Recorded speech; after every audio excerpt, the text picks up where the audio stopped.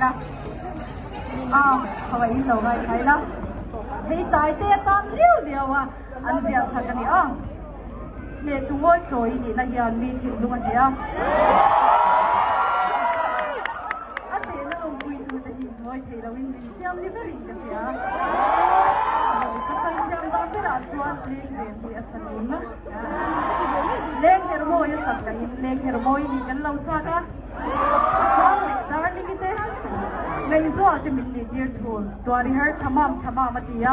tora har fe zok si khong khola an lo run lo bang ti kan lau tang na ro heng zong kara hian le na petu ro puina haron shila asop cham takin ka thilum chuan wa the charming man atimor tai ti lo lai sa tu te zong tan tha kan che cha sakani tai ti na zai tu kan som le kan lo ne